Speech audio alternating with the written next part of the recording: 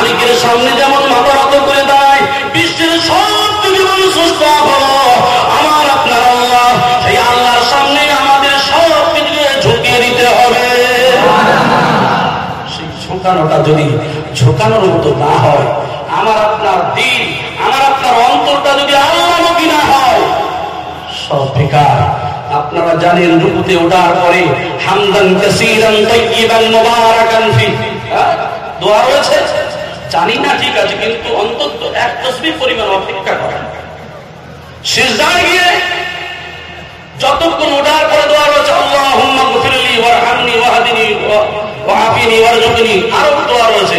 যাই হোক, আমরা সেটাও তো জানি না, না জানলে অন্তত আমরা চেষ্টা করবো এক তাসবিহ পরিমাণ অপেক্ষা করার।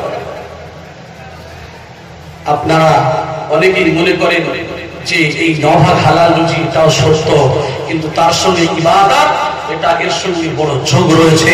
তাই আমরা অপচয় করব না, আমরা চেষ্টা করব সেই নামাজকে হিফাজত করা। সেই নামাজকে হিফাজত সর্বপ্রথম মানুষের মন্ত্রের পরে প্রথম হিসাব হবে নামাজের হিসাব। নামাজের হিসাব প্রথম হবে। এই নামাজের হিসাব 1 নম্বর প্রথম যে যদি আমি আপনি কেটে যাই, তারপর ওদিকে তো ধরা পড়ে যাবে, ওদিকে ধরা পড়ে যাব। বলছিলেন না মৌলানা সাহেবরা, তাকওয়া, তাকওয়া বলতে ভয়, আল্লাহ ভীতি। নামাজের মধ্যেও তো আল্লাহ ভীতি রয়েছে নাকি? তাহলে সেই ভয় আমাদেরকে রাখতে হবে। আমার ভাইরা, আল্লাহর নবীর একজন সাহাবী, মসজিদে এক ব্যক্তি নামাজ পড়লেন, পড়ার পরে তার নামাজের রুকু সিজদা ঠিক হলো না। বলছে আল্লাহর বান্দা এমন করে কদিন নামাজ পড়ছে? বলে 40 বছর। বলছে আল্লাহর কসম করে বলছি, যে নামাজ তুমি পড়েছ, এ নামাজ তোমার এ নামাজ 40 বছরের একদিনও হয় নাই। কে বলেছিলেন? হযরত হুযায়ফা রাদিয়াল্লাহু তাআলা আনহু।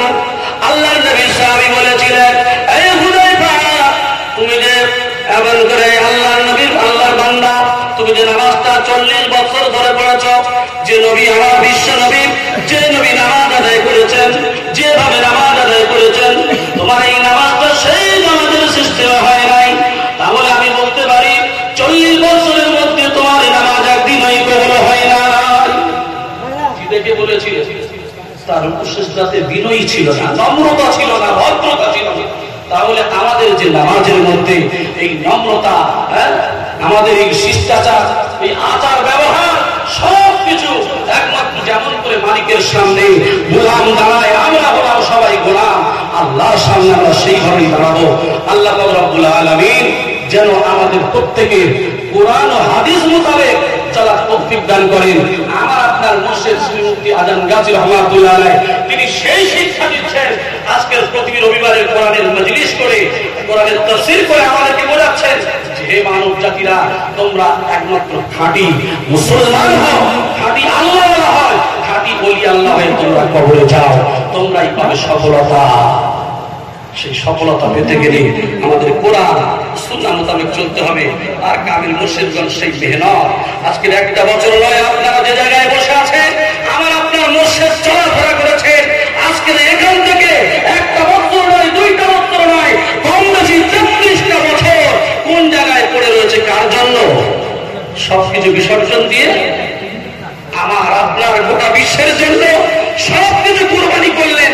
কিন্তু দুঃখের বিষয়, সামান্য সময়ে আমরা যে সময় দিই, কিন্তু আমাদের এই সমস্ত নামাজ পড়তে হয়তো 50-55 মিনিট সময়, 24 ঘন্টার মধ্যে ভালো করে আমরা পড়তে পারি না। এটাই দুঃখ, এটাই কষ্ট। তাই অনুরোধ করব আমার ভাইরা, আসলে হাক্কানি আঞ্জুমান এমন একটা দরবার, যে দরবার শুধু মুসলমানের নয়, গোটা বিশ্বের জন্য হাক্কানি আঞ্জুমান কায়েম হয়েছে। গোটা বিশ্বের জন্য এখানে হিন্দু, মুসলমান, জৈন, খ্রিস্টান সবার জন্য হাক্কানি আঞ্জুমান কায়েম করা হয়েছে। যাই হোক, আমার নামাজ সম্পর্কে আমি যতটুকু বলতে পেরেছি, অনেক ঘটনা রয়েছে, আমি ছোট্ট সময়ের মধ্যে বললাম। তবে অনুরোধ করবো, হাক্কানি আঞ্জুমান হলো গোটা বিশ্বের জন্য একমাত্র। বিশ্বনবী যেভাবে বিশ্বের কায়েম করেছেন, ভালোবেসে মানুষকে অন্ধকার আলো দেখিয়েছিলেন, আমার আপনার মুর্শিদ সেটাই চাচ্ছেন যে কিভাবে মানুষ অন্ধকার থেকে আলো পাবে।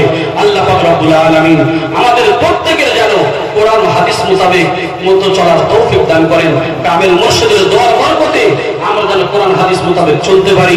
কামিল মুর্শিদের হুকুম মতো আল্লাহ যেন চলার তৌফিক দান। আমিন সুম্মা আমিন। ওয়া আখিরু দাওয়ানা আলহামদুলিল্লাহি রাব্বিল আলামিন। একবার